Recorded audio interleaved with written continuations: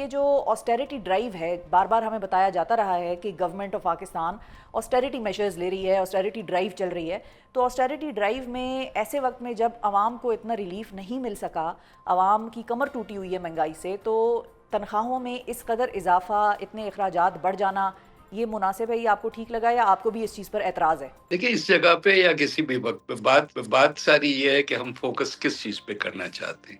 اگر تو ہمارا ایشو صرف آپٹکس ہے اور صرف دنیا کو دکھاوا ہے کہ جی دیکھیں ہم کتنے غربت کے حساب سے چل رہے ہیں، تو پھر تو واقعی آپ کی باتیں صحیح ہیں. لیکن اگر اصلی نمبرز دیکھیں تو جہاں موٹی موٹی چیزیں آپ کو نظر آتی ہیں، جہاں پہ ریفارمز کی ضرورت ہے، جہاں چیزوں کو سیدھا کرنے کی ضرورت ہے، وہ یہ کچھ کروڑوں سے نہیں ہوتا، وہ کئی خربوں کی باتیں ہیں. تو جب ہم فزیکل ڈیفیسٹ کی بات کرتے ہیں، جو پلیز، ایک تو میں وزیر اعظم کا اور وزیر خزانہ کا اسپوکسمین نہیں ہوں، جی لیکن ایک کلیئرٹی تو دے دے نا بات میں کہ جب وہ کرتے ہیں قرضہ ہوتا ہے جو آپ ڈیفیسٹ ہوتا ہے، آپ کی آمدن اور آپ کے اخراجات کے بیچ کا جو پورشن جی ہوتا ہے، اس کو آپ بوروئنگ سے پورا کرتے ہیں. تو اس لحاظ سے ان کا تو وہ ریئیکٹ کر رہے تھے کہ جی یہ تنخواہ اتنی کیوں بڑھائی ہے، اتنی زیادہ کیوں نہیں بڑھا دی. تو وہ کہہ رہے تھے کہ کیونکہ اب ہمیں ظاہر ہے کہ وہ اتنی فزیکل سپیس نہیں ہے، وہ تو جو بھی ہم کریں گے قرضہ لے کے کریں گے. But that does not mean کہ پوری گورنمنٹ جو ہے وہ قرضے پہ قرضے پہ چل چل رہی ہے، رہی ٹھیک ہے، ہے. یہ نہیں ہے. تو کریکشن از ریکوائرڈ دیئر. ٹھیک ہے. باقی کئی چیزیں ہیں جس میں جو ہے امپروومنٹ کی ضرورت ہے. وہ چھوٹی چھوٹی چیزوں پہ ہم الجھ جاتے ہیں اور جو اصلی کام ہے اس کو ہم بھول جاتے ہیں نا. ہمیں جو ہے آپ کے پورے سیکٹرز جو ہیں اس وقت انڈر پریشر ہیں. ایگریکلچر پچھلے سال آپ نے دیکھا کہ اس میں ہمارے خاص کر کراپس جو ہیں، کوئی بھی کراپ اٹھا لیں، وہ سارے کے سارے کریش کر گئے. جی، اس کے لیے کوئی انسینٹو نہیں دیا. اسی طرح سے میجر لارج اسکیل ڈکلائن ہے اس میں مینوفیکچرنگ اور جو ہے، نیگیٹو گروتھ ہے اس کی. ہاں، تو لارج اسکیل مینوفیکچرنگ اس کو کور اپ کیا ہے. کہیں کہہ رہے ہیں کہ لائف اسٹاک بڑھ گیا، کہیں کہہ رہے ہیں ایس ایم ای بڑھ گئی، جس کی کوئی ایمپیریکل ایویڈنس نہیں ہے. تو یہ نمبر ہی سارے جو ہیں وہ کویشچنبل اس طرف سے ہو جاتے ہیں. پھر پالیسی میں انکنسسٹنسیز ہیں. ایک طرف آپ کہتے ہیں ہم کلائمیٹ پہ، تقریباً ایگریکلچر پہ بھی یہی ہوتا ہے، رپ سروس کہ جی ہمارا بیک بون ہے. بیک بون کو تو آپ نے توڑ دیا، تیری کمک توڑ دی. تو دوسرا کلائمیٹ کی طرف جاتے کہ جی ہم تو بہت کچھ کر رہے ہیں، اور آخر میں کیا نتیجہ نکلتا ہے؟ 18% سولر پہ آپ نے لگا دیا اور ٹیکس. پہلے سے آپ ڈس انسینٹیوائز کر رہے تھے سولر اور ونڈ کو، اوپر سے آپ نے اور ٹیکس لگا دیا. آپ نے ہائیبرڈ گاڑیوں پہ لگا دیا، تاکہ وہی پرانا دقیانوسی سسٹم جو چل رہا ہے، ڈرٹی انرجی والا، وہ ڈرٹی انرجی سے ہم باہر نکل نہیں سک رہے. تو ہماری اکانومی آگے کیسے بڑھے گی؟ اور ایگزیکٹلی. آگے نہیں بڑھے گی، ہماری کل کو گروتھ کیسے آئے گی، امپلائمنٹ کیسے بڑھے گی؟ اس کے جوابات ہمیں چاہیے نا، بالکل نہ کہ یہ چھوٹی چھوٹی چیزیں. بالکل صحیح ہے. بات سے 100% اگریمنٹ ہے کہ یہ جو ای ویکلز اور کلائمیٹ چینج کے حوالے سے پاکستان کو جس طرف کلین انرجی اس کی طرف جانا چاہیے تھا، اس چیز کو انسینٹیوائز کرنے کے بجائے ڈسکریج ہی کر دیا. بالکل بالکل. لیکن جو آخری کوارٹر کے نمبرز گورنمنٹ شیئر کر رہی ہے، بہت سارے اکانومسٹ اور سیاستدان اور صحافی بھی اس کو کویسچن کر رہے ہیں. کیا آپ کو بھی لگتا ہے کہ جو آخری سہ میں جو نمبر آیا تھا جی ڈی پی گروتھ کا 5.6، وہ کہاں سے آ گیا؟ اگر 3 سہ میں 1 نہیں سے آیا تھا، 2.5. نہیں آئے گا. What they are saying is کہ جتنا اس وقت پہلے 3 کوارٹرز کا گروتھ تھی، اس میں اور جو نمبر فائنلی انہوں نے ایسٹیمیٹڈ دیا ہے، اس میں 5.6 کا ڈفرینشیل ہے. وہ کیسے پورا ہوگا؟ جی جی. انریلسٹک اور نہیں یہ ہوگا. یہ ایک ہمارے سسٹم میں خرابی، اور خاص کر آئی ایم ایف کے ساتھ جب ہم ڈیل کر رہے ہوتے ہیں پی کہ ایم ہم صاحب. بجٹ ڈیفیسٹ کا نمبر جو ہے وہ پہلے آئی ایم ایف کے ساتھ ڈسکس کر کے سیٹل کرتے ہیں، پھر وہاں سے شروع کرتے ہیں اپنی نمبر گیم. پھر ہم پیڈنگ کرتے ہیں اپنے ریونیوز کی بھی، اور شرنک کرتے ہیں اپنے جو ایکسپینڈیچر ہے. تو نظر بہت اچھا نمبر آتا ہے، لیکن آخر میں جب ریوائز ہے پھر وہ سمجھتے ہیں کہ تب تک لوگ بھول چکے ہوتے ہیں بجٹ کو، تو کوئی نہیں پوچھے گا کہ جی یہ تو وہ نمبر نہیں ہے جو آپ نے کہا تھا. سو یہ اس تو قسم کی چیزیں ہمارے سسٹم میں ٹھیک ہے. ہیں.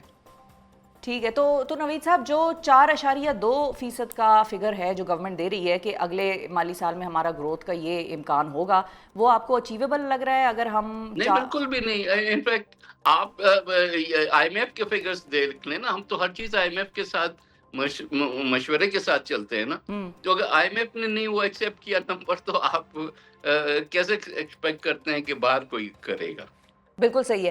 اچھا نوید صاحب, ایک اور چیز بھی لوگ بڑا کمپیریزن کر رہے ہیں, سوشل میڈیا پہ بھی کچھ صحافی بھی یہ سوال کر رہے ہیں کہ جو دور تھا عمران خان صاحب کا, اس میں جی ڈی پی کی گروتھ جو آخری تھی وہ 6.18 تھی, وہاں تک ہم پہنچ گئے تھے. اس کے بعد ووٹ آف نو کانفیڈنس آیا اور یہ بتایا گیا کہ بھئی معاشی حالات بڑے خراب ہیں.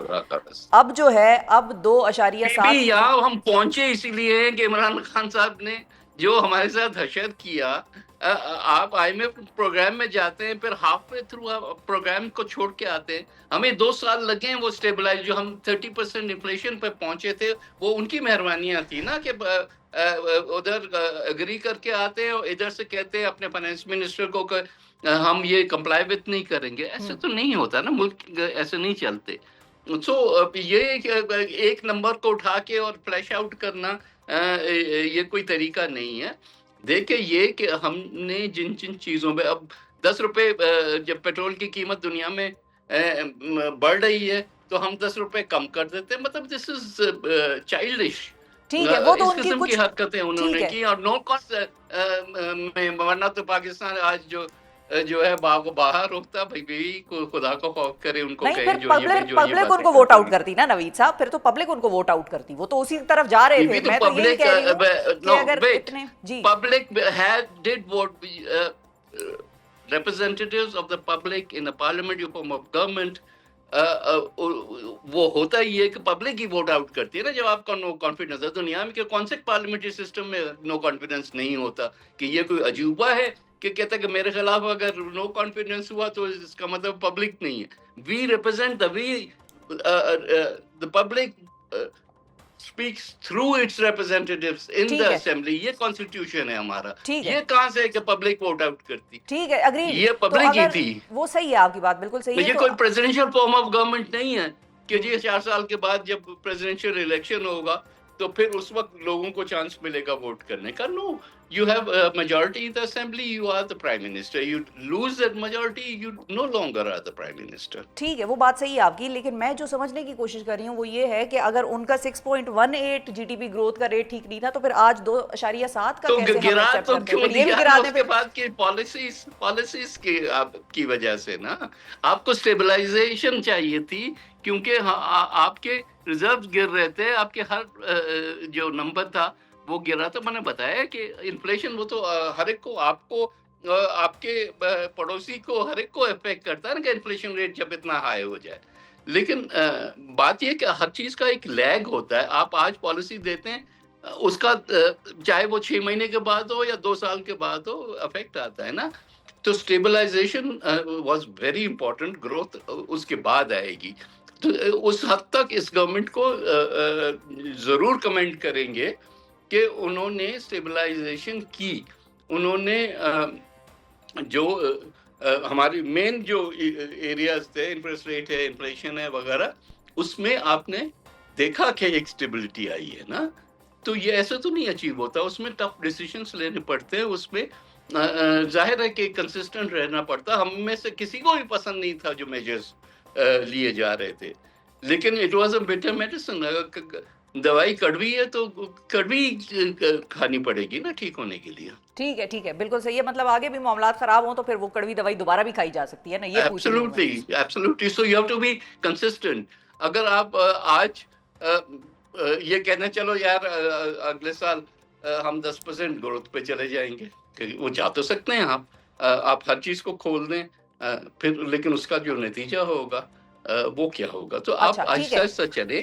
ٹھیک ہے. اچھا, coming back to the budget, Naveed صاحب آپ کے نزدیک کیا یہ ایک جو ریلیف والا بجٹ ہے کہ جس کو گورنمنٹ کلیم کر رہی ہے کہ جس میں انکم ٹیکس سلیب ریٹ جو ہیں وہ کم کیے گئے ہیں, مگر ساتھ ہی اگلے سال کے دوران پیٹرولیم لیوی میں 22 روپے فی لیٹر کا اضافہ بھی تجویز کیا گیا ہے, تو کیا یہ حکومت عوام کے ساتھ کوئی ہاتھ تو نہیں کر رہی؟ مطلب کہیں یہ آؤٹ ہوئے تو نہیں کر جائے گا یا یہ ٹھیک ہے؟ دونوں چیزوں پہ میں کمنٹ کرتا ہوں. پہلی چیز تو یہ کہ سو کالڈ ریلیف جو ہے, چاہے وہ تنخواہوں کے انکریز ہے چاہے وہ ٹیکس بریکس ہیں بہت نامنل ہے.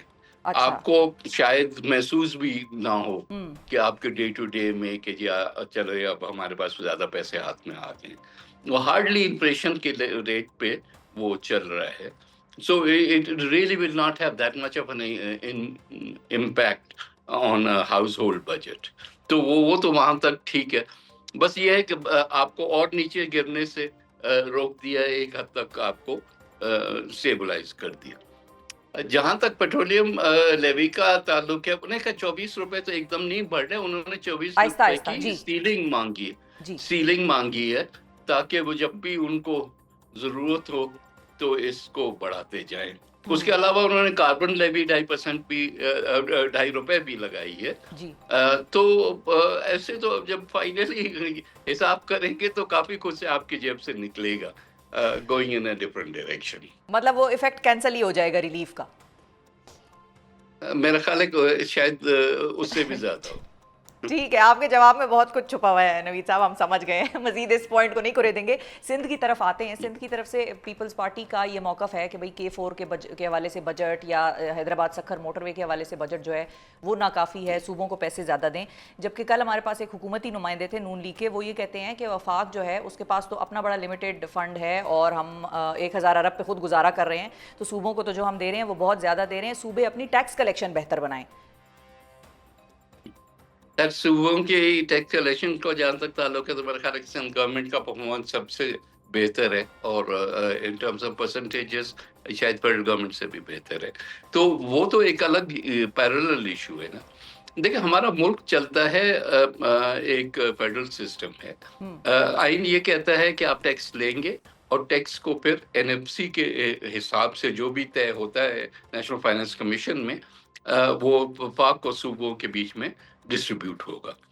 تو یہ نہیں ہے کہ کوئی وہ خیرات دے رہے ہیں فیڈرل گورنمنٹ, وہ آئینی جو حصہ بنتا ہے وہی ہمیں ملتا ہے. باقی PSDP میں ضرور جو پروجیکٹس ہیں ان کو بھی دیکھیں, کراچی جو سکھر حیدرآباد موٹر وے ہے وہ سمجھتے ہیں یہ کوئی چیچن وطنی سے لے کے اور کہیں ساہیوال تک کا روڈ نہیں ہے, یہ آپ کی نیشنل آرٹری ہے.